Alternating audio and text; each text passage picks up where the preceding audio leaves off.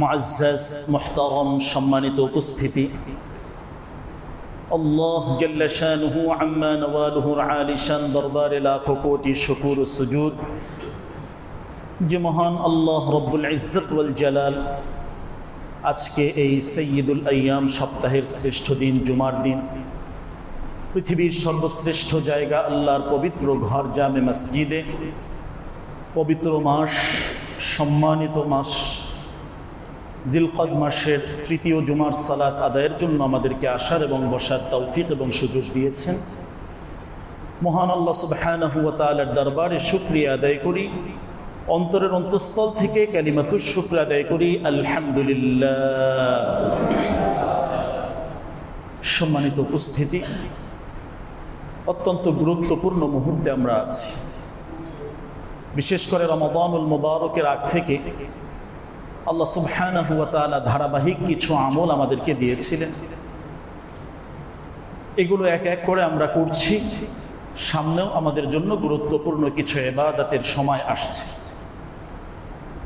যে সম্মানিত মাসগুলোর কথা কোরআনে মাজিদে এসেছে, তার অন্যতম একটি মাসে আমরা বর্তমানে আছি এবং সামনে যে মাসটি আসবে বছরের শেষ মাস আরবি গণনা হিসাবে, এটাও অত্যন্ত গুরুত্বপূর্ণ সময়। আজকে এই আমলের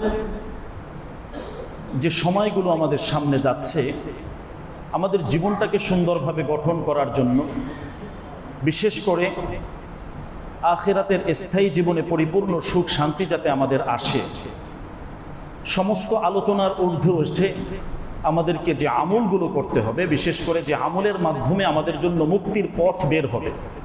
বর্তমান বিভিন্ন সমস্যার ভেতরে আমরা আছি, কিন্তু আমি মারা গেলে সমস্ত সমস্যার জায়গায় থাকবে, আমি তো চলে গেলাম। আমার এই যাওয়াটা রিক্ত হস্তে খালি হাতে যেন না হয়, ওপারের জগতে গিয়ে যাতে আল্লাহর কাছে আসামি হিসাবে না উঠি। এজন্য একজন মুমিন মুসলমানের কাছে সর্বোচ্চ গুরুত্বপূর্ণ যে বিষয়টি প্রাধান্যযোগ্য থাকবে, এটা হলো যে আমার মুক্তির পথ আমার সামনে কি কি খোলা আছে। যে আমলের মাধ্যমে আল্লাহ এবং আল্লাহর রাসূলের পক্ষ থেকে স্থায়ী সুখ, মুক্তি, জান্নাতের সুসংবাদ রয়েছে, ওই বিষয়গুলোকে পরিপূর্ণভাবে আঁকড়ে ধরা। কারোর সাথে পরামর্শেরও প্রয়োজন নেই, কাউকে জানানোরও প্রয়োজন নেই। যে আমলগুলোর সাথে জান্নাতের সুসংবাদ আছে, স্বয়ং বিশ্বনবী যে কথাগুলোর সাথে জান্নাতের কথা বলছেন, এটা সাধারণ কোনো মানুষের কথা নয়। বিশ্বনবীর নিষ্পাপ মুখ থেকে যেটা বের হয়েছে, পূর্ণ ইয়াকিন এবং বিশ্বাস রেখে ওই আমলগুলো আমাদের করা উচিত। নিজেদের জন্য, নিজেদের স্বার্থে, নিজেকে বাঁচানোর জন্য, স্থায়ীভাবে নিজের সুখী হওয়ার জন্য এই আমলগুলো আমাদের করা দরকার। বিশ্বনবী সাল্লাল্লাহু আলাইহি ওয়াসাল্লামের হাদিসগুলো যদি আমরা খুঁজি, অসংখ্য অগণিত হাদিস আমরা পাবো, যে হাদিসগুলোর শুরুতে একটা আমলের কথা বলেছেন। এই আমলটা শেষ করার সাথে সাথে বিশ্বনবী বলছেন দাখালাল জান্নাহ, যে এই আমলটা যারা করবেন, আমার উম্মতের যে অংশ, যে শ্রেণী, যে মানুষগুলো এই আমলগুলোতে অভ্যস্ত হবেন, তাদের জন্য জান্নাতের সুসংবাদ রয়েছে। সুবহানাল্লাহ। তাহলে এই জায়গাটা, এটা একটা আমাদের আগ্রহের জায়গা হওয়া উচিত। আজকে আমরা দেশ নিয়ে ভাবছি, রাজনীতি নিয়ে ভাবছি, বিভিন্ন বিষয় নিয়ে ভাবছি। এই সমস্ত ভাবার আগে আমার নিজেকে নিয়ে ভাবতে হবে যে আমার আখিরাতের অবস্থাটা কেমন হয়েছে, ওই জায়গায় আমি বিপদগ্রস্ত অবস্থায় আছে কিনা, ওই জায়গায় নাকি আমার জন্য কোনো সুসংবাদ আছে, বা আমার এমন কোনো আমল আছে যেটা আল্লাহর কাছে পেশ করার মতো আমাদের সাহস আছে। প্রিয় ভাই, এই আমলগুলোর দিকে আমরা একটু নজর দিই এবং চেষ্টা করি আমলগুলো নিজের জীবনের সাথে অভ্যস্ত করে নেয়ার জন্য। এই আমলগুলো বিশ্বনবী সাল্লাল্লাহু আলাইহি ওয়াসাল্লাম বিভিন্নভাবে বলেছেন। আমরা যদি দেখি, মৌখিক অনেক আমল, বিভিন্ন ছোট ছোট তাসবিহ, ছোট ছোট দোয়া, বা এই আমলগুলোর শেষে আল্লাহ রাসূল জান্নাতের কথা বলেছেন। তো আমরা হাঁটতে চলতে আমাদের সময়গুলোকে একটু হেফাজত করা, ওই সময়ের মাঝে এই আমলগুলোকে একটু বিশেষভাবে ইয়াকিনের সাথে নিয়ত করে পাঠ করা। যে আমলগুলো করব, প্রত্যেকটা আমলের সাথে আমরা ব্যক্তিগতভাবে একটা নিয়ত করে নিব, আমলের সওয়াবটা আমরা দ্রুত পাবো এবং কার্যকরী ফলাফলটা খুব দ্রুত আমাদের কাছে আসবে। যে কোনো ইবাদত, ফাজাইলের যে সমস্ত আমলগুলো আছে, প্রত্যেকটার সাথে কোনো না কোনো একটা ফাজাইল মানে উপকারী কোনো একটা কথা আছে। তো ওই দোয়াটা যখন পাঠ করব, ওই আমলটা যখন করব, এক তো হলো চিন্তা করব যে এটা বিশ্বনবীর নিষ্পাপ জবান থেকে বের হয়েছে, তো আল্লাহ রসুল যে কথাটি বলেছেন এটা অবশ্যই কবুল হবে, এ কথায় কোনো সন্দেহ নেই। এই ইয়াকিনটা আমাদের রাখতে হবে। করলাম, মা পাবো কিনা, কবুল হবে কিনা, এরকম যদি হয় তাহলে ও আমলগুলো আল্লাহ কবুল করেন না, এ কথাটা মনে রাখা উচিত। যদি আমার মনে কোনো সন্দেহ থাকে যে আমলটা কবুল হবে কিনা, সবাই করে কই কোনো কিছুই হচ্ছে না, এরকম যদি সামান্য পরিমাণ সন্দেহ আসে, সে আমলের কোনো ফলাফল আমরা ভোগ করতে পারবো না। বিশ্বনবী সাল্লাল্লাহু আলাইহি সাল্লাম বলছেন, আমরা যে দোয়া করি প্রত্যেকটা দোয়া বিশ্বাসের সাথে যে আল্লাহ অবশ্যই কবুল করবেন, কেন করবেন না? ফেরাউন জালেম ছিল, যে আল্লাহ বলে নিজেকে রব বলে দাবি করেছে, সেও যখন সারাদিন তো বিভিন্নভাবে মানুষের উপরে টর্চার করতো, অনেক কিছু দায় দাবি করত, কিন্তু রাতের গভীরে, তাফসীরে যেটা পাওয়া যায়, রাতের গভীরে সে অন্ধকারে আল্লাহকে ডাকত এবং এই কথা আল্লাহকে বলতো, আল্লাহ যেহেতু দাবি করিয়ে ফেলেছি, আমি তোমাকে জানি, তোমার ক্ষমতা সম্পর্কে আমার পূর্ণ বিশ্বাস আছে, আল্লাহ যেহেতু দাবি করিয়ে ফেলেছি, আমি এই দাবি থেকে আর পিছপা হতে পারবো না, আমাকে যা দেওয়ার দুনিয়ায় দিয়ে দাও, আখেরাতে আমি তোমার কাছে কিছু চাই না। এইভাবে ফেরাউন রাতের গভীরে কিন্তু আল্লাহর কাছে দোয়া করত। তো দোয়া করে আল্লাহর থেকে এটা সে মঞ্জুর করিয়ে নিয়েছে। আরো গুরুত্বপূর্ণ তথ্য হলো, জান্নাত থেকে যখন ইবলিসকে আল্লাহ বের করে দেন, যে রাজিম, তুমি অভিশপ্ত, বের হয়ে যাও, সে ওই সময় সাথে সাথে তাৎক্ষণিক চলে আসে না। সে যে কাজটা করেছে, ওখানে দাঁড়িয়ে আল্লাহর ক্ষমতা সম্পর্কে তার ধারণা আছে, অনেক বড় আবেদ ছিল, আল্লাহর পূর্ণ শক্তি সম্পর্কে তার ধারণা আছে। সে আল্লাহর কাছে বেশ কিছু দোয়া করল যে আল্লাহ কিয়ামত পর্যন্ত তোমার কাছে আমি হায়াত চাই, অথচ সে জানে তাকে এখন বের করে দিচ্ছে, সে অভিশপ্ত, কিন্তু তখনও আল্লাহর থেকে এইগুলো মঞ্জুর করে নিয়ে আসছে মানুষকে যাতে ধোঁকা দিতে পারি, প্রত্যেকটা বনি আদমের রগ রেশার ভিতরে যাতে আমি ঢুকতে পারি। ইয়াজরি মিনাল ইনসান মাজরাদ দাম, আমাদের যে রগ রেশাগুলো আছে যেখানে রক্ত প্রবাহিত হয়, প্রত্যেকটা এই রগের ভেতরে ভেতরে ইবলিস, শয়তান, জুনুদুহু, তার যে বাহিনী আছে এরা ঢুকতে পারে। এই যে ক্ষমতাটা, এটা ওই অবস্থায় সে মঞ্জুর করিয়ে, কবুল করিয়ে তারপরে সে দুনিয়ায় আসছে। বলার উদ্দেশ্য হলো, এরা তো সব নাফরমান, এরা তো সব আল্লাহর অবাধ্য, তারপরেও আল্লাহর কাছে আল্লাহর ক্ষমতার উপরে বিশ্বাস রেখে দোয়া করে এই শক্তিগুলো ব্যবহার করে কবুল করিয়ে এনেছে। আর আলহামদুলিল্লাহ সুম্মা আলহামদুলিল্লাহ, আমরা তো আল্লাহকে সেজদা দিচ্ছি, আমরা তো আল্লাহর ইবাদত করছি। আমরা যদি ইয়াকিনের সাথে আল্লাহর কাছে চাই, আল্লাহ কেন আমাদেরকে দিবেন না? প্রিয় ভাই, অবশ্যই ইয়াকিন নিয়ে, বিশ্বাস নিয়ে আল্লাহর কাছে চাইতে হয়, চোখের পানি দিয়ে আল্লাহর কাছে চাইতে হয়। বিশ্বনবী এজন্যই বলেছেন, কলবে গাফেল, উদাসীন অন্তর যেগুলো আছে, এই উদাসীন অন্তরের কোনো দোয়া আল্লাহ কবুল করেন না। একটু নিজেদের সাথে মিলানোর চেষ্টা করি। আমি যে যখন দোয়াটা করছি, আল্লাহর কাছে প্রার্থনা করছি, চাচ্ছি, আমার মন মেজাজ কোন দিকে আছে? আমি তো বিভিন্ন জায়গায় ঘোরাঘুরি করছি, দোয়া করছি, অন্য অন্য চিন্তা করছি, এটা নয়। যতটুকু সময় দোয়া করব, খুব আগ্রহের সাথে, মনোযোগ সহকারে এবং পূর্ণ বিশ্বাসী হয়ে যে আমার মালিক অবশ্যই আমাকে দিবেন, এই ওয়াদা আল্লাহর আছে। উজিবু দাওয়াতাদ দাঈ ইযা দাআন, এটা কোরআনুল কারীমের বাণী। যখন কোনো প্রার্থনাকারী আল্লাহর কাছে প্রার্থনা করেন, আল্লাহ তার প্রার্থনায় সাড়া দেন, এই ডাকটাকে কবুল করেন, এটা আল্লাহর ওয়াদা। আল্লাহ যে কথাটি বলেছেন, লা রাইবা ফি, কোনো সন্দেহ এখানে নাই, কোনো সন্দেহ নেই। পৃথিবীর সব জায়গায় সন্দেহ থাকতে পারে, আল্লাহর কালামের ভিতরে, আল্লাহর কথার ভিতরে কোনো ধরনের কোনো সন্দেহ নেই। তো এই বিশ্বাস নিয়ে, ইয়াকিনের সাথে যখন আমরা আল্লাহর কাছে প্রার্থনা করব, চাইব, অবশ্যই এগুলো কার্যকর হবে। এর মাধ্যমে আমরা উপকার লাভ করতে পারব, নিজেকে বাঁচাতে পারব। সম্মানিত উপস্থিতি, তাহলে বিশ্বনবী সাল্লাল্লাহু আলাইহি সাল্লাম যে নিষ্পাপ জবান থেকে একথা বলেছেন যে এই আমলটা বান্দা তুমি করো, উম্মত তুমি করো, তাহলে আল্লাহ তোমাকে জান্নাত দিবেন, এই কথার মাঝে ঘন অক্ষরেও কোনো ধরনের কোনো সন্দেহ থাকতে পারেন না। কি বলেন, ঠিক না বেঠে? এই ইয়াকিন যখন আমাদের থাকবে, ওই আমলগুলো আমরা আগ্রহের সাথে করতে পারবো এবং আমলের যে ফলাফলগুলো আছে এটাও খুব দ্রুত আমরা ভোগ করতে পারবো ইনশাআল্লাহ। তাহলে বিশ্বনবী অনেকগুলো আমলের সাথে জান্নাতের কথা বলেছেন যে এটা তোমরা করলে এভাবে পাবে। সে আমলগুলো বিভিন্নভাবে বিভক্ত আছে। কিছু আছে মৌখিক, জবানের সাথে জিকির সংশ্লিষ্ট, জবানের সাথে কোনো বাক্য উচ্চারণের সাথে সম্পৃক্ত। এগুলো আমরা আমাদের সময়কে বাঁচিয়ে এই কাজগুলো করা। শয়তান এই জায়গায় আমাদেরকে ধোঁকা দিচ্ছে, আমলগুলো করতে দিচ্ছে না। আমরা মুমিন যারা, মুসলমান যারা, আল্লাহকে যারা বিশ্বাস করি, বিশেষ করে দ্বীনি পরিবেশে আমরা যারা থাকার চেষ্টা করি, আমাদেরকে শয়তান যে জায়গায় সবচেয়ে বেশি ধোঁকা দিচ্ছে তার অন্যতম হলো আমাদের জবানের অপব্যবহার আমাদের থেকে করাচ্ছে। জবানের অপব্যবহার শয়তান আমাদের থেকে করাচ্ছে এবং করিয়ে নিবে। এটা শয়তানের একটা পূর্ণ চ্যালেঞ্জ। এই জবান দিয়ে বিভিন্ন ধরনের গীবত শিকায়াত সে বের করবেই করবে, এটা তার একটা গুরুত্বপূর্ণ সিদ্ধান্ত। এজন্য কথা বলার ক্ষেত্রে খুব সাবধান এবং হুঁশিয়ার প্রত্যেকটা মুমিন বান্দাদের থাকা উচিত। কারণ আমি একদিক থেকে আমল করছি, এত কষ্ট করছি, কিন্তু এই জবানের কিছু অসংলগ্ন কথা, অপ্রাসঙ্গিক কথা, মিথ্যা কথা, বিভিন্ন ধরনের গীবত শিকায়াত সমালোচনা, এগুলোর মাধ্যমে আমার 24 ঘন্টার সময়ের বিশাল একটা অংশ এর মাঝে আমি ব্যয় করে ফেলছি। দিন শেষে চোখ বন্ধ করে একটু চিন্তা করব, এই যে 1 ঘন্টা, টোটাল 24 ঘন্টার 1টা ঘন্টা আমি যে কথা বললাম, বিভিন্ন জায়গায় আমি চায়ের দোকানে আড্ডা মারলাম, একত্রে বন্ধু বান্ধব বসলাম, হাসি ঠাট্টা করলাম, আসলে কয়টা সত্য কথা এর মাঝে ছিল? একটু চিন্তা করা। কয়টা ভালো কথা এর মাঝে ছিল? এর মাধ্যমে কতজন মানুষের আমি গীবত শিকায়াত করে ক্ষতি করেছি?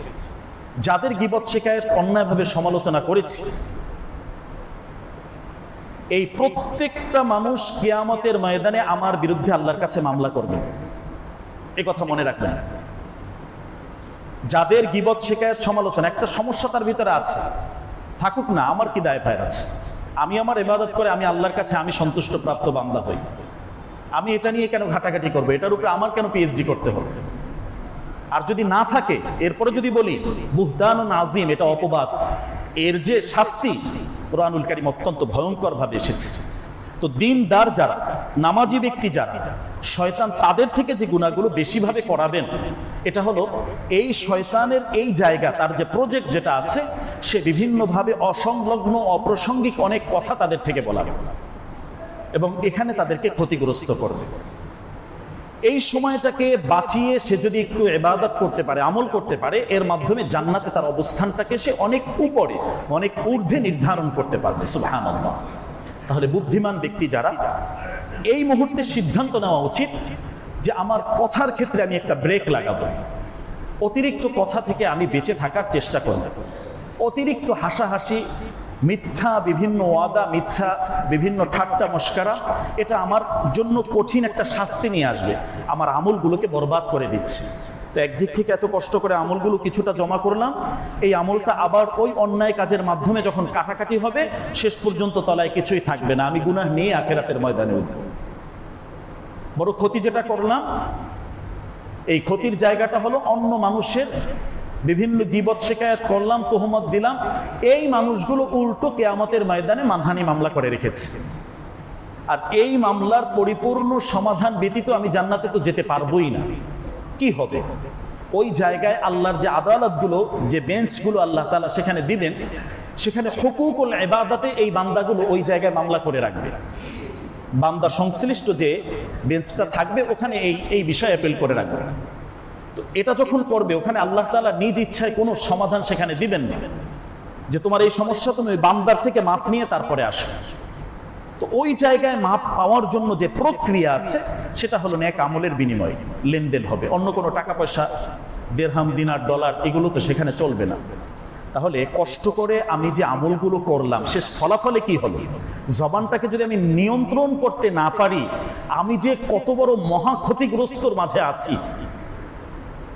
যে মানুষগুলোর গীবত শিকায়াত সমালোচনা করলাম, তাদের কাছে মাপ চাই, মাপ চেয়ে তাদের থেকে যদি মাপ করাতে না পারি, এই মানুষগুলো যদি মামলা দেয় ওই জায়গায়, আমার এই আমল দিয়ে তাদেরকে খুশি করে তারপরে সেখান থেকে আমার সামনে যেতে হবে। প্রিয় উপস্থিতি, হয়তো খুব সাধারণ কথা মনে হলো যে এটা কি, এই জায়গায় আমরা ক্ষতিগ্রস্ত হয়ে যাব। সুতরাং বিশ্বনবী আমাদেরকে যে কল্যাণের উপদেশগুলো দিয়েছেন, জবান হেফাজতের কথা বারবার বারবার বারবার বারবার বলেছেন, একাধিকবার এটা বলেছেন। পারলে কিছু ভালো কথা বলো, উপকারী কথা বলো, না হয় চুপ থাকো। ফালিয়াকুল খায়রান আও লিয়াসমিত, পারলে কল্যাণের কথা, যেটার মাধ্যমে মানুষের কল্যাণ হবে, আমল হবে, এরকম কিছু বলো, না হয় সম্পূর্ণভাবে চুপ থাকো। অতিরিক্ত বকবক করার কোনো প্রয়োজন তোমার এখানে নাই। তুমি নিজেকে বাঁচাও, নিজে ক্ষতিগ্রস্ত করিও না নিজেকে। তো এই জায়গায় বিশ্বনবী আমাদেরকে সতর্ক করেছেন। আল্লাহ রসুলের সেই কথাগুলো আমরা একটু শুনিয়ে দিলাম। তো এই আমলগুলো যেভাবে জবানের সাথে আছে, ঠিক অনেক আমলগুলো শারীরিক ইবাদতের সাথে আছে, অনেক ইবাদত আছে আর্থিক ইবাদতের সাথে, যে ইবাদতগুলো করলে যার মাধ্যমে এই জান্নাতের সুসংবাদ রয়েছে, মুক্তির ব্যবস্থার সেই পরওয়ানা তার জন্য রয়েছে। কিছু আমল এমন আছে যেটা মুআমালা মুআশারাতের সাথে, লেনদেনের সাথে, সামাজিক বিভিন্ন কাজ করছি, এই জায়গায় বিশ্বনবী বললেন এই কাজটা তুমি তো করছোই, এটা যদি ঘুরিয়ে এভাবে করতে পারো তাহলে তোমার জন্য জান্নাতের সুসংবাদ রয়েছে। সুবহানাল্লাহ। এজন্য আসুন প্রিয় ভাই, নিজের জীবনটাকে বাঁচাই, নিজের উপর একটু ইহসান করি। আমি কিভাবে আখিরাতের ওই জায়গায়, ওই মাঠে সফলকাম ব্যক্তিদের কাতারে আসতে পারি, এই চেষ্টা আমি করি। কোনো ধরনের কোনো জুলুম, কোনো ধরনের কোনো অন্যায় সিদ্ধান্ত, মানুষের সাথে ক্রূর ব্যবহার, খারাপ ব্যবহার, এগুলো কোনো অবস্থাতেই না করা। এটার মাধ্যমে ক্ষতিগ্রস্ত হয় মানুষ। বিশ্বনবী সাল্লাল্লাহু আলাইহি ওয়াসাল্লামের শানে আল্লাহ তাআলা যে আয়াতগুলো নাজিল করেছে, এর ভিতরে এটা একটা গুরুত্বপূর্ণ আয়াত, ওয়ালাউ কুনতা ফাজ্জান গালিজাল কলবি লানফাদ্দু মিন হাওলিক ফাআফু আনহুম। আল্লাহ সুবহানাহু ওয়া তাআলা বিশ্বনবীকে বলছেন, আপনি এত বেশি শক্ত হবেন না, এত রুরুজ মেজাজের হবেন না, কথায় কথায় ধমক ঝাড়িয়ে মানুষকে বিভিন্নভাবে উড়িয়ে দিচ্ছেন। এটা যদি করেন আপনার পাশে একজন লোককেও আপনি পাবেন না। আল্লাহ রসুলকে আল্লাহ তাআলা সংশোধন করছে। ওয়ালাউ কুনতা ফাজ্জান, কঠিন হৃদয়ের যদি আপনি হন, গালিজাল কলব, অন্তরটা এমন শক্ত রে ভাই। কত মানুষ এসে, স্যার এই সমস্যা আছে, যাও মিয়া ভাগো, কাজ করতে পারো না, দিব না ভালো কথা, তাকে ধমক দিয়ে, ঝাড়ি দিয়ে তাড়িয়ে দেয়, এটা মহাবড় অন্যায় আমি করলাম। আল্লাহ তাআলা বলছেন, আম্মাস সাইল ফালা তানহার, কোন সাইল তোমার কাছে চেয়েছে, নিশ্চয়ই তার কোনো প্রয়োজন থাকতে পারে, কখনো তুমি তাকে ধমক দিবে না, ধমক দেওয়ার অধিকার তোমার নাই। পারলে কিছু দাও। আর বিশেষ করে আল্লাহর নাম নিয়ে যখন কোনো মানুষ চায় যে ভাই আল্লাহর রাস্তায় আমাকে কিছু দেন, হাদিসের ভিতরে এই মাসালাটাও শুনে রাখুন। বিশ্বনবী সাল্লাল্লাহু আলাইহি সাল্লামের হাদিসে আসছে, সে যদি ঘোড়ার পিঠে চড়েও বলে যে আল্লাহর রাস্তায়, আল্লাহর জন্য আমাকে কিছু দাও, তাকে খালি হাতে ফেরত দিবা না। সর্বোচ্চভাবে তোমার যতটুকু সম্ভব 1 টাকা দিয়ে হলেও তাকে সহযোগিতা করো। কেন করবে? তার দিকে তাকিয়ে না, বরং এখানে একটা গুরুত্বপূর্ণ বিষয় হলো সে আল্লাহর নামটা এখানে ব্যবহার করছে। আল্লাহর নাম অপমানিত হোক, এটা যেন তোমার থেকে কখনো না হয়। গুরুত্বপূর্ণ কথা প্রিয় ভাই। আল্লাহর নামটা ছোট হোক, খাটো হোক, আল্লাহর নাম অপমানিত হোক, তুমি একজন আল্লাহ প্রেমিক বান্দা হিসাবে তোমার থেকে যেন এটা কখনো না হয়। যদি থাকে কিছু, তাকে দাও, সর্বোচ্চ চেষ্টা করো, খালি হাতে তাকে ফেরত দিবা না। বিশ্বনবী সাল্লাল্লাহু আলাইহি সাল্লাম বলছেন যে হ্যাঁ, তার ছিঁড়া জামা হতে হবে, তার অঙ্গহানি হতে হবে, এমনটা না। সে যদি ঘোড়ার পিঠে চড়ে এসেও চায় আর আল্লাহর নামটা ব্যবহার করে ফেলে, তার দিকে তাকিও না। তুমি আল্লাহর নামটা যেহেতু ব্যবহার করেছে, আল্লাহর জন্য তোমার প্রেম আছে, ভালোবাসা আছে, তো মালিক তো তোমাকে দিয়েছেন, সেখান থেকে 2 টাকা হলেও দাও। এই জায়গায় কিছু জিনিস আমাদেরকে খেয়াল রাখা উচিত। সম্মানিত উপস্থিতি, এটা হলো ভূমিকার কথা, যে কেন এগুলো আমাদের প্রয়োজন রয়েছে। আজকে আমরা দেশ নিয়ে অনেক ভাবছি, ভাই দেশ দেশের জায়গায় থাকবে, যা হওয়ার তা হবে ইনশাআল্লাহ। আমি রাজনীতি এনে ভাবছি, রাজনীতি যা হওয়ার তা তো হবেই, কিন্তু আমি এই মুহূর্তে যদি মারা যাই, বিষয়টা হলো এখানে, তাহলে আমার কি হবে? আমার কি হবে এটা চিন্তা করা দরকার। ওই অন্ধকার কবরে আমি কিভাবে থাকবো? আমার সে জায়গায় কি প্রস্তুতি আছে? কতটুকু নেক আমল আমার কাছে আছে?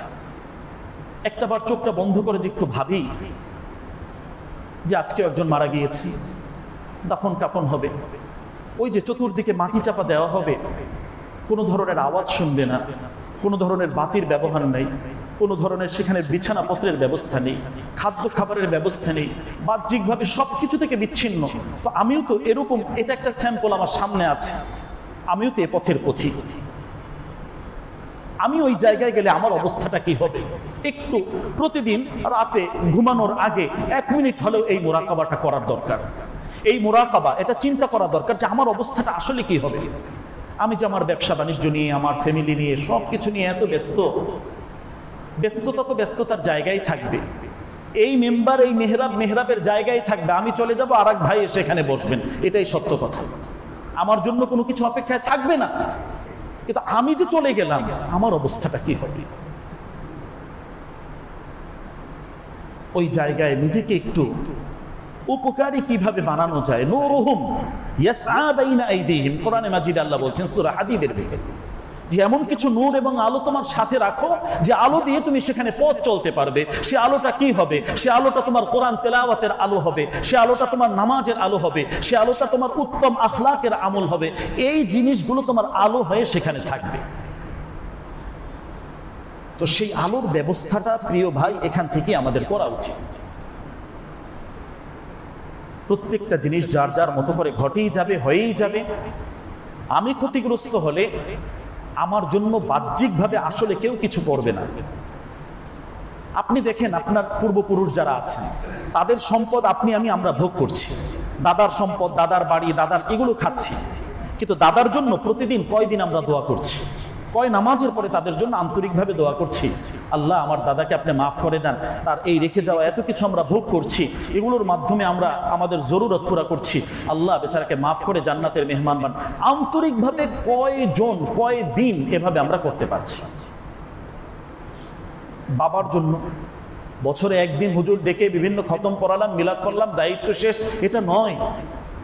প্রত্যেক সালাতের পরে নেক সন্তানকে ওয়ালাদিন সালিহিন ইয়াদউ লাহু, প্রত্যেক সালাতের পরে তার উপরে আবশ্যক করে নেবে সে যে আমার মা নেই, আমার বাবা নেই, আমার মার জন্য, আমার বাবার জন্য প্রত্যেক সালাতের পরে অবশ্যই দোয়া হতেই হবে, রব্বির হামহুমা কামা রব্বায়ানি সাগীরা। এটা হলো নেক সন্তানের প্রমাণ। আজকে আমার সমস্ত জরুরত আমি পুরা করছি, বাবার দেওয়া সম্পদ ভোগ করছি, বাবার জন্য পুরা মাসে কয় টাকা আমি দান করতে পারছি? একটু নিজের হৃদয়কে প্রশ্ন করুন, ব্রেনকে প্রশ্ন করুন যে আসলে বাস্তবতাটা কি। আমার মা আজকে থাকলে তিনি খেতেন, তার জন্য খরচ হতো, তার খরচটা তার পক্ষে আমি সাদাকা করি, এগুলোর মাধ্যমে তিনি আনন্দিত হবেন। জানি, বুঝি, কিন্তু করতে পারছি না। অদৃশ্য কিছু কারণ, শয়তানের কিছু ধোঁকায় অর্থনৈতিক ইবাদতে আমরা অগ্রসর হতে পারছি না, বাধা দিচ্ছি, বারবার বাধা দিচ্ছি। এটা বাস্তব কথা। সুতরাং এক সংগ্রাম, চ্যালেঞ্জের ভিতরে আমরা আছি। আমার জান্নাতকে নষ্ট করার জন্য শয়তানের যে সেই সংগ্রাম, এখান থেকে আমাকে সেই সিদ্ধান্তে পরিপূর্ণভাবে অটল থাকতে হবে যে কোনো অবস্থাতেই যাতে ওর চক্রান্তের ভেতরে আমরা না পড়ি। আমি যদি সাহস রাখি, আল্লাহ আমাকে অভয় দিচ্ছেন, সাহস দিচ্ছেন, ইন্না কাইদাশ শাইতানি কানা যায়ীফা, শয়তানের চক্রান্ত তো একেবারেই দুর্বল, ও কিছুই করতে পারবে না।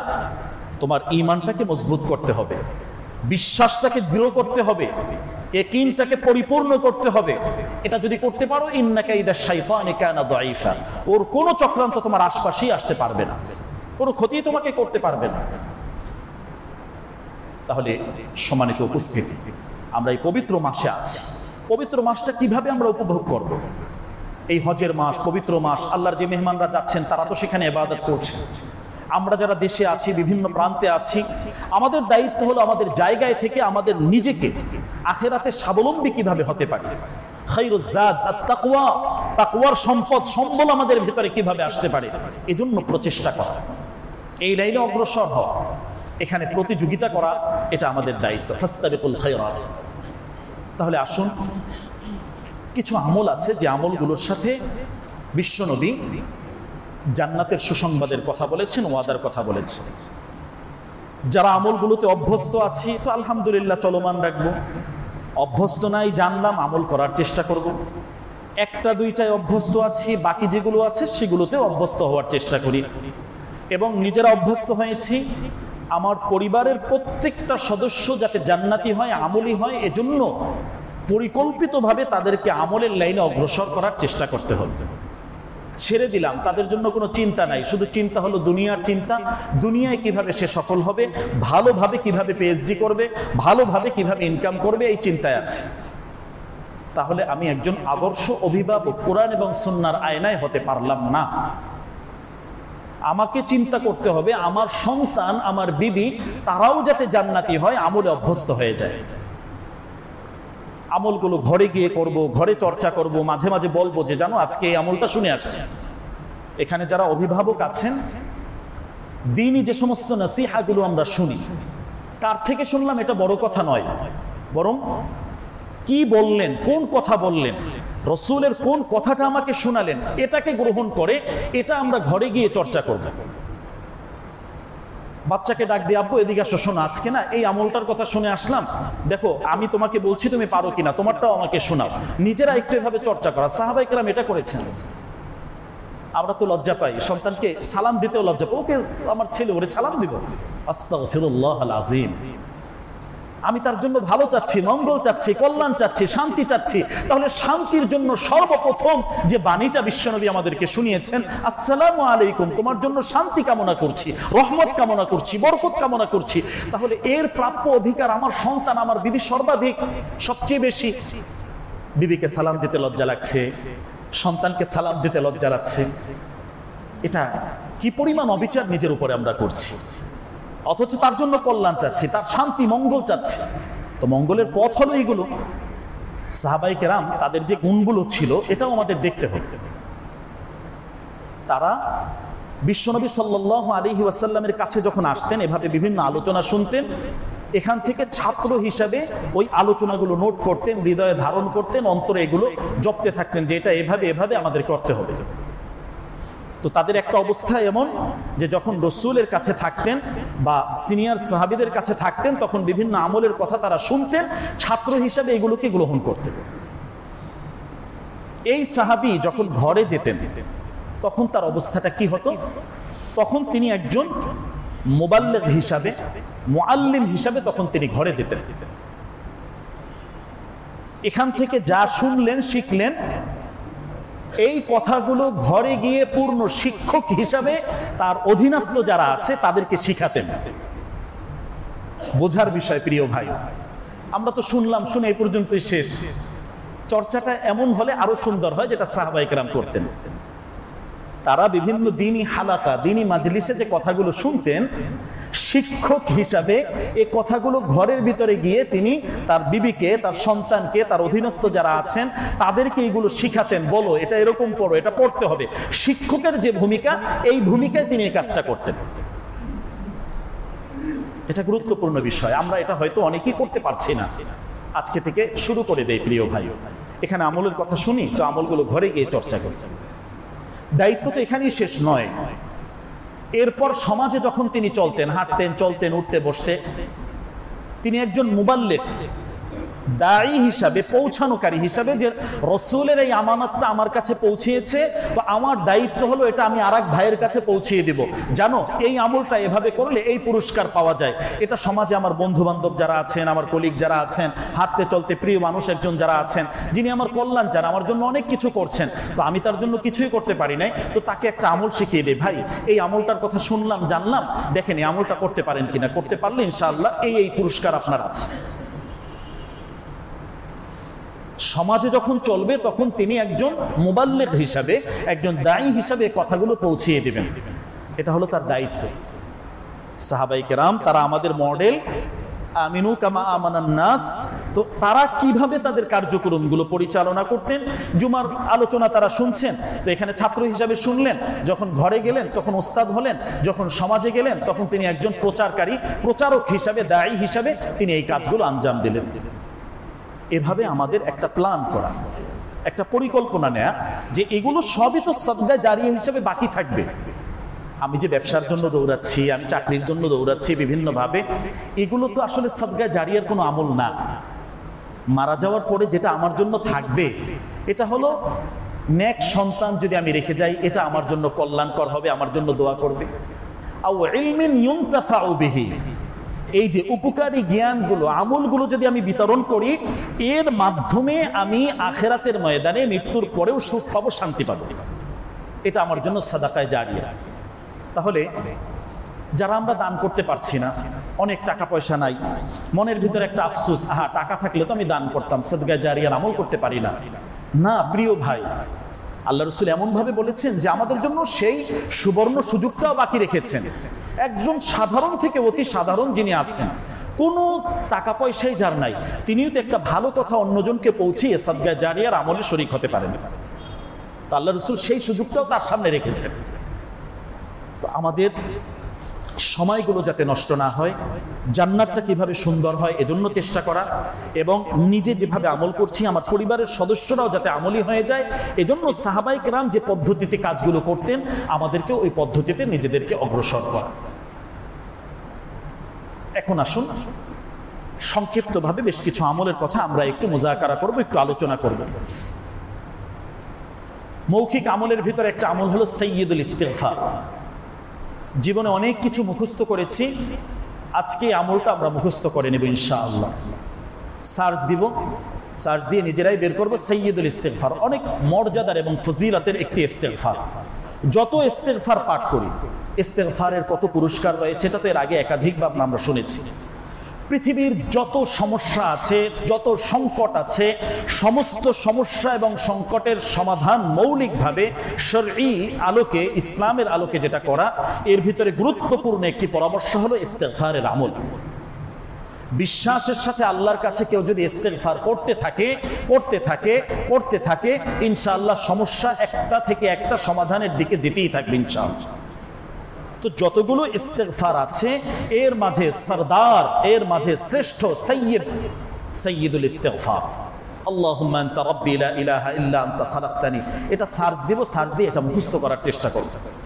আর কখনো না পারি সকাল সন্ধ্যা মাগরিবের সালাত শেষ এটা আদায় করেই নেব।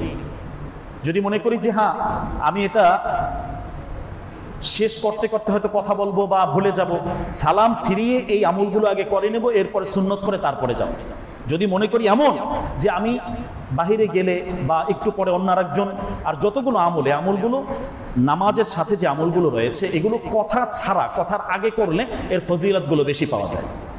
কোনো ধরনের কোনো দুনিয়াবি কথা না বলে আল্লাহর সাথে ইবাদত করলাম, নামাজ পড়লাম, এখন যে মাসনুন ওজিফা আদায়গুলো আছে এগুলো আদায় করে নেব। আর এখানে আরেকটা বিষয় খেয়াল রাখা, অনেক সময় কাজ কাম নাই, আরেকজনে আমল করছে, তার আমলের ভিতরে গিয়ে ভাই কেমন আছেন, কি আছেন, আমি যখন দেখবো লোকটা সালাতের পরে দীর্ঘ সময় আমল করছেন, একান্ত বিশেষ কোনো প্রয়োজন না থাকলে তাকে ডিস্টার্ব না দেওয়া উচিত। কারণ তিনি একটা বিশেষ আমলের ভিতরে আছেন, আমি কথা বললাম, তার আমলটার যে ফজাইল, তার আমলটার যে একটা গতিটা রোধ হয়ে গেল। তো আমার তো তেমন কোনো প্রয়োজন নেই, কথাটা পরে বললেও আমি পারি, এই মুহূর্তে তাকে ডিস্টার্ব দিয়ে তাকে আমল করে তার আমলটা নষ্ট করা এটা উচিত হবে। অনেক ভাই আমলে থাকেন, এটা উচিত, আমাদের প্রত্যেকেরই এটা উচিত। যে আমলগুলো করছেন ফরজ সালাতের পরে মাসনুন অনেক আমল আছে, এই আমলগুলো জীবনটাকে সুন্দর করে সাজিয়ে দেয়, জীবনটাকে নিরাপত্তার সাথে নিয়ে আসে। অনেক ধরনের নিরাপত্তাহীনতায় আমরা সবসময় থাকি। এটা শুধু শত্রু যে মানুষ শত্রু এমনটা নয়, অনেক সময় অদৃশ্য অনেক শত্রু মানুষের পেছনে লেগে থাকে। মানুষ মানুষকে ক্ষতি করে, অনেক সময় চালানের মাধ্যমে ক্ষতি করে, জিনের মাধ্যমে ক্ষতি করে, ব্ল্যাক ম্যাজিকের মাধ্যমে ক্ষতি করে, অনেক সময় জাদুর মাধ্যমে ক্ষতি করে। এই সমস্ত ক্ষতি থেকে বাঁচার জন্য ধারাবাহিকভাবে বিশ্বনবী প্রতিদিন কিছু আমল করতেন। পৃথিবীর এমন কোনো শক্তি নাই তাকে ক্ষতি করবে, কারণ কোরআন সত্য, লা রাইবা ফি, কোনো সন্দেহ নাই। তো এই আমলগুলোর যে কার্যকারিতা, ধারাবাহিকতা, এটা রক্ষা করা। তো এই ক্ষেত্রে এটাও একটা গুরুত্বপূর্ণ পরামর্শ যে ফরজ সালাতের পরে আমি যদি বের হয়ে যাই, দেখা গেছে আমলগুলো ভুলে যাব বা কথা বলতে হবে বা অন্য, তো চেষ্টা করব এই আমলগুলো দ্রুত শেষ করে ফেলার। আর যখন কেউ কোনো আমলে থাকবেন, একান্ত প্রয়োজন ছাড়া তার কাছে কথা বলে ডিস্টার্ব না দেওয়াটাই উত্তম। তাহলে তার ওই আমলগুলো সব আবার শুরু থেকে শুরু করতে হয়, এটা তার জন্য অনেক সময় অনেক কষ্টের একটা বিষয় থাকে। তো এটা একটা গুরুত্বপূর্ণ পরামর্শ। সাথে সাথে এই সাইয়্যিদুল ইস্তিগফারের যে আমলটা আমরা বলছি, এটার সাথে জান্নাতের ওয়াদা রয়েছে, এবং ওই দিন বা ওই রাতে ব্যক্তি যদি মারা যান তার জন্য শহীদি মৃত্যু, সুবহানাল্লাহ, শহীদ মৃত্যু, মৃত্যুর মাঝে সর্বশ্রেষ্ঠ মৃত্যু যেটা, কষ্টহীন মৃত্যু যেটা, এই মৃত্যুটা আল্লাহ তাআলা তাকে নসিব করে। তাহলে সাইয়্যিদুল ইস্তিগফার এটা মাগরিবের পরে, ফজরের পরে এই 2 টাইম আমরা পড়ার জন্য চেষ্টা করব। এর সাথে জান্নাতের ওয়াদা রয়েছে। এরপরে জবানের ইবাদতের মাঝে আমরা তো এই প্রত্যেক সালাতের সাথে আমরা উজু করি। এখানেও গুরুত্বপূর্ণভাবে খেয়াল রাখা, আমাদের নিজেদেরকে বাঁচানো, বিশেষ করে দুষ্ট শয়তান, বিভিন্ন জাদু টোনা, ব্ল্যাক ম্যাজিক বর্তমানে এই সময় এটা অনেক বেশি বেড়ে গেছে এবং সামনে ভবিষ্যতে আরো বাড়বে। কেন বাড়বে এর একাধিক কারণ রয়েছে। ছোট্ট একটা কারণ আমি বলছি। পৃথিবীটা আস্তে আস্তে কিয়ামতের দিকে যাচ্ছে, আর কিয়ামতের দিক যত নিকটবর্তী হবে তত এই দুষ্ট জিনের জিন্নাতির পরিমাণটা বাড়বে। প্রত্যেক ঘরে ঘরে এই জিন্নাতের উপদ্রব বাড়তে থাকবে। কারণ দাজ্জাল আসবে, এটা কোরআন এবং হাদিসের কথা।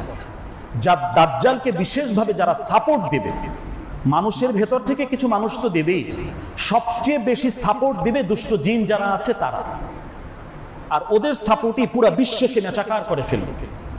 তো এই দাজ্জাল আসার যত সময় নিকটবর্তী হবে ততই দুষ্ট জিনের বিভিন্ন ধরনের উপদ্রব প্রত্যেক জায়গায় জায়গায় এটা বাড়তে থাকবে। এটা মৌলিক গুরুত্বপূর্ণ একটা রহস্যপূর্ণ কথা। তো এজন্য আমলের দিক যেগুলো আছে আমাদেরকে এই দুষ্ট জিনের জিন্নাতি, জাদু এবং বদনজর এগুলো থেকে যত আমল আছে খুব বেশি পরিমাণে আমাদেরকে বাড়িয়ে দিতে হবে, নিজেদের জন্য এবং নিজেদের ফ্যামিলির সদস্যদের জন্য। এবং এমনভাবে আমলগুলো করা যে ওরা যত ক্ষতি করুক এই আমলগুলো একটা হেসার প্রাচীরের মাধ্যমে থাকবে, কোনো আমল আর অ্যাটাক করতে পারবে না, সামনে আসবে না। এমনভাবে ওদের চোখের আড়াল করে এই আমলগুলো করা। কোরআনে এমন কিছু রহস্যপূর্ণ দোয়া রয়েছে যে এই আমলগুলো করলে একটা অদৃশ্য প্রাচীর তার মাঝে তৈরি হয়ে যায়।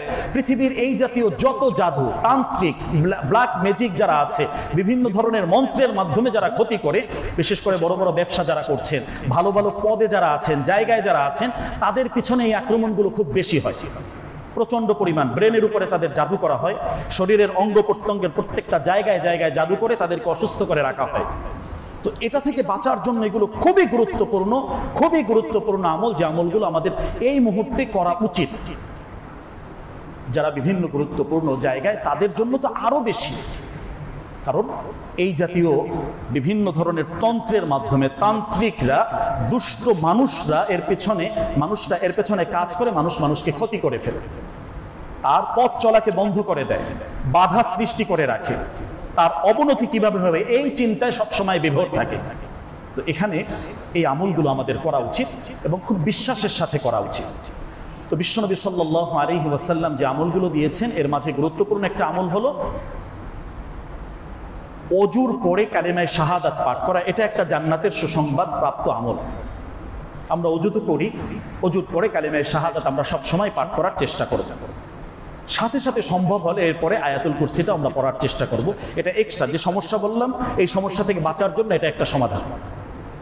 আয়াতুল কুরসি কোরআনের সর্বশ্রেষ্ঠ, এর যে কি ফজিলত এটা বুঝাতে গেলে এরকম 2-4টা বয়ান শুধু আয়াতুল কুরসির উপরে লাগবে।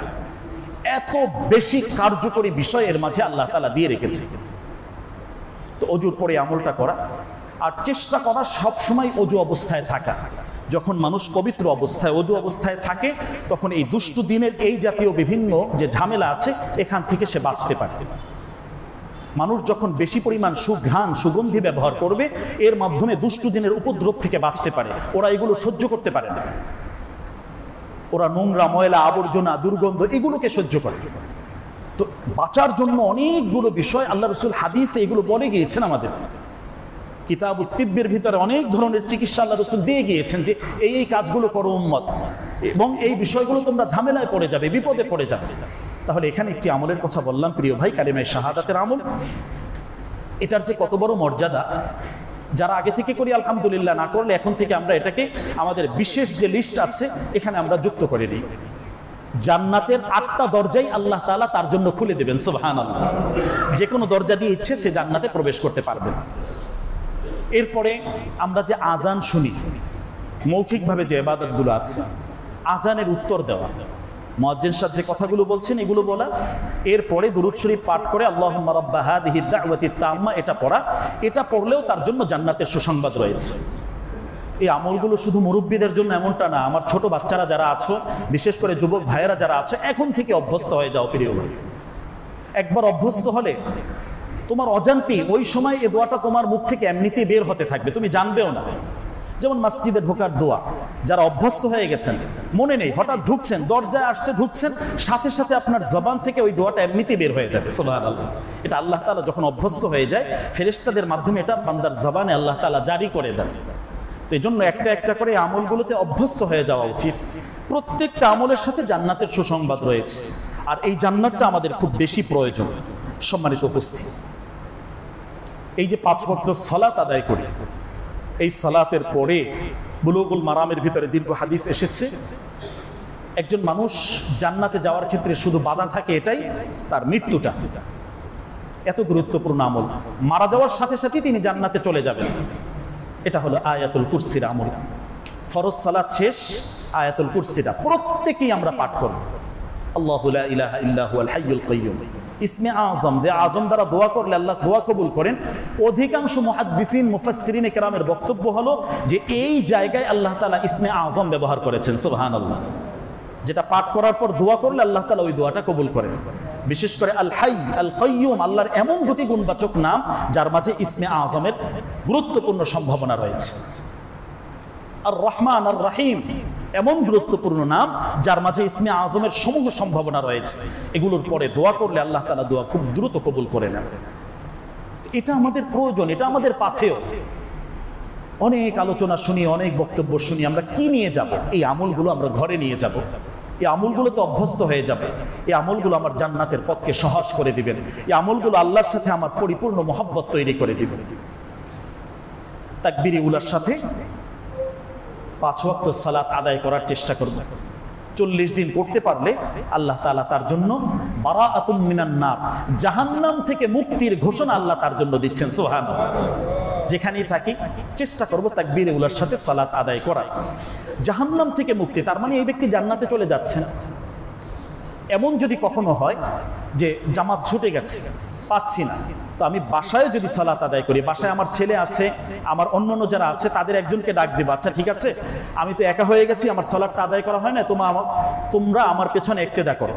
তারা যদি ফরজ সালাত পড়েও ফেলেন, বিশেষ করে এশা জোহর পড়েও ফেলেন, তারপরেও আমার পেছনে তারা ইক্তেদা করবেন, আমি জামাতের সাথে সালাত আদায় করব, তাহলে ওই ফজিলত থেকে আমি বঞ্চিত হব না।